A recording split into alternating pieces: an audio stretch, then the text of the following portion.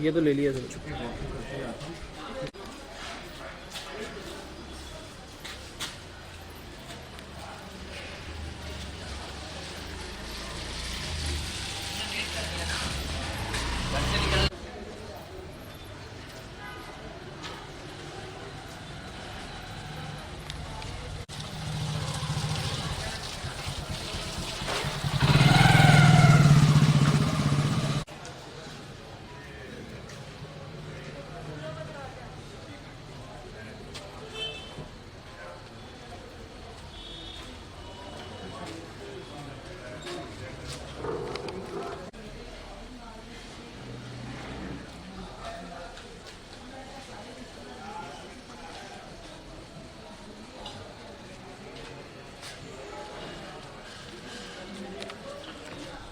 बिना आईडी से करोगे?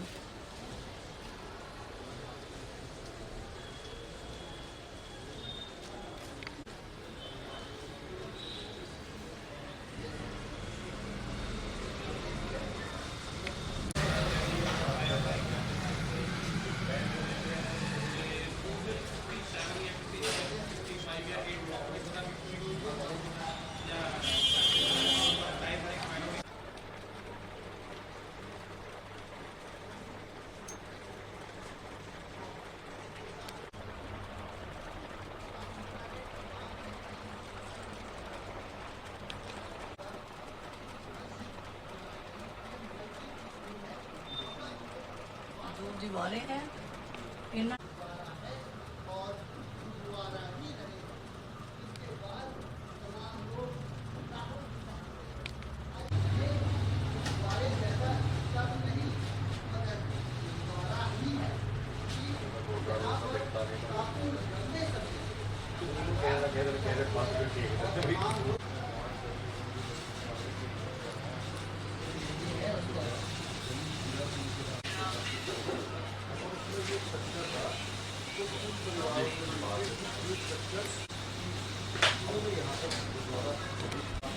पीछे पीठ आएगी उनकी आदमी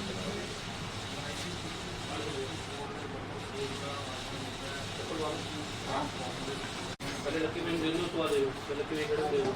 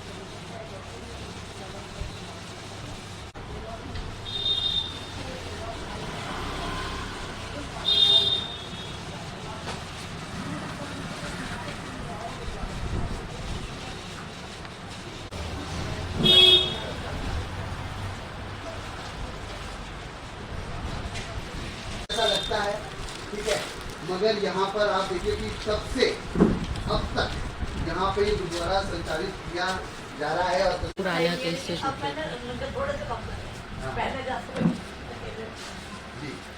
जजमेंट थी, लेकिन तो हमने कहा चलो भाई ये ठीक है होगा भैया, ठीक है होगा। इन्होंने इतने लिखे एक्ट 29 ऑफ 1954 एंड मेरे ख्याल से 1970 लिखे 31/12/1970।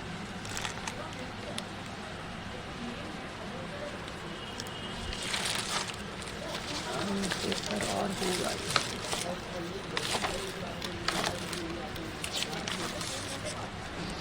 ज़फ़र हुसैन वर्सेस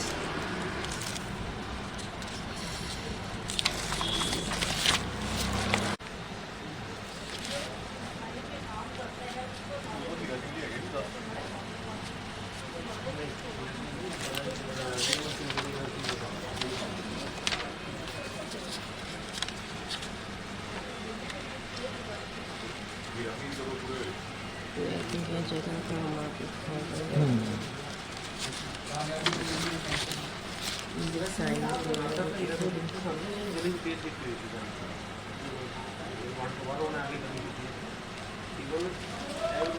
पहले अपना नाम बता दीजिएगा। अमरजीत कौर।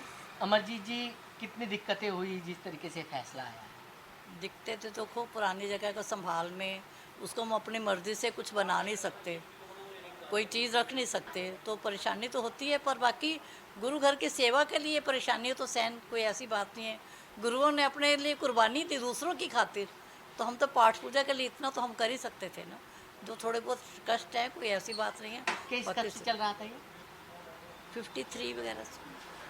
पूरा डिटेल में बता दीजिए थोड़ा। देखिए, मेरी मैरिज 79 में हुई है, उससे जो डीपली है वो तो पहले के लोग जानते हैं ना। मतलब आपकी कौन सी पीढ़ी है कि? चौथी पीढ़ी नाना जी पहले संभाला, नाना जी ने आगे, फिर मेरे फादर इन लॉ, दूसरी पीढ़ी हो गई, तीसरी पीढ़ी मेरे हस्बैंड हो गए, उसके बाद साथ में जैसे मर्जी समझ लो।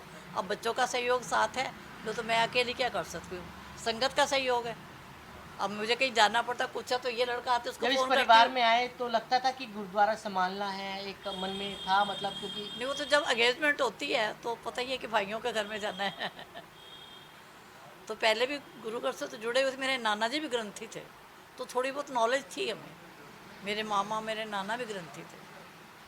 तो जब यहाँ पर आए तो देखा गुरुद्वारा साहिब है, कोर्ट में, पास में, कोर्ट में केस चल रहा था, बड़ी हाँ, दिक्कतें भी हुई होंगी, क्या है मतलब पूरी दिक्कतें? दिख तो देखो, ये अभी कोर्ट केस भी लड़ना है। इधर संगत फैसिलिटीज़ मानती है, फैसिलिटीज़ की थोड़ी सी कमी आती है कि बाहर पानी नहीं है, बाथरूम नहीं है। बच्चे पंजाबी सीखने 25-25 आते थे, गर्मियों में पानी की दिक्कत होती थी, तो पानी भर भर कहते बच्चे पानी मत डालो, आप बाथरूम करके जाओ, पानी मैं डाल दूँगी। तो सब दिखते ही साथ में सही है, जो आजकल ये बच्चे नहीं सह सकते।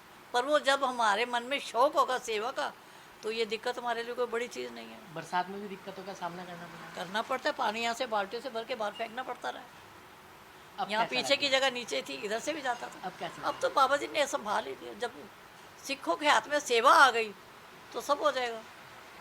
दूसरे के लिए कुर्बानी सिख कौम करती रही है, ये तो अपना काम है, तो सब बहन भाई संगत सब संभालेगी, कमेटी वाले संभालेंगे, कोई भी सब आपदा आ करेंगे। जाए सिख हमेशा खड़ा रहता है। सहयोग से मिला रहेगा, कोई ऐसी बात नहीं। हमारे में कोई कमी न जाए, हमें ये समझा देंगे बहन माता जी यहाँ नहीं ऐसे, इनको है तो हम भी कह सकते हैं, कोई ऐसी बात नहीं है। बता दीजिएगा नवनीत कौर। मैडम, किस तरीके की दिक्कतों की अगर बात करें तो? दिक्कतों की बात करें तो जो मौसम के साथ दिक्कतें आती हैं, वो मौसम के साथ वाली दिक्कतें हैं वो झेलनी पड़ती हैं। गर्मी में यहाँ पर जैसे संगतें आती हैं तो पानी की दिक्कत है, पीने का पानी हम लोगों को घर से लाना पड़ता है, गुरुद्वारे में पीने का पानी अवेलेबल नहीं है। तो जो भी चाहे संगत लेके आए, चाहे मम्मी हैं, चाहे हम अपने घर से लाएँ, बरसातों में यहाँ पानी भर जाता है तो आप नॉर्मल पानी नहीं निकाल सकते, क्योंकि हमने ऊंची करवा रखी हैं चौखटें। अगर आप देखें, जब बाहर की सड़क ऊंची है, अंदर नीचे, तो बाल्टियों से हमें भर भर के पानी निकालना पड़ता है अगर बरसात काफ़ी तेज़ आ जाए तो दिक्कतें तो सही हैं। टॉयलेट बाथरूम नहीं है, संगतें आए जो सेवा के लिए तो वो हमें अपने पर्सनल घरों में से फैसिलिटी देनी पड़ती है। पर ठीक है, सब चीज़ें जायज़ है, जहाँ सेवा का भाव हो सब हो जाता है, तो वो हमारे लिए दिक्कतें नहीं है, वो हमारे लिए सेवा है। अच्छा, कब से आपको जानकारी हो, कब से एक केस चल रहा था कोर्ट के अंदर और कब से देखिए, सारी दिक्कतें हुई? अब हमारी उम्र तो, मेरी उम्र तो उतनी नहीं है, पर जो पुश्तैनी अगर उससे देखें तो 1953 से यहाँ पर चीज़ें चल रही हैं, जो चल रही हैं। 1953 में रजिस्ट्रेशन, जो हमारे पास कागज़ हैं, कागज़ों की अगर मैं बात करूँ तो उसमें जो बेनामा है 1953 से है, तो 1953 से चीज़ें चल रही हैं। ये कोर्ट केस चल रहा है। 2010 में हम हाई कोर्ट से केस जीत भी गए थे, पर उसके बाद वक्फ बोर्ड ने सुप्रीम कोर्ट का रुख किया। अब 2010 से अब 2025 में अब हमें फैसला मिला है। लगता है गुरुद्वारा अब बिल्कुल बनेगा, लगता नहीं है, अब तो बनेगा ही। अब लगता नहीं है, अभी तक एक उम्मीद थी, अब जो है अब बनेगा, अब सपना पूरा होगा। पहले अपना नाम बता दीजिएगा। वाहिगुरु जी का खालसा, वाहिगुरु जी की फतेह। दास परविंदर सिंह लक्की, दिल्ली सिख गुरुद्वारा प्रबंधक कमेटी मेंबर और इस इलाके का वार्ड 41 का मेंबर है, जिसको नवीन शाहदरे के नाम से जाना जाता है।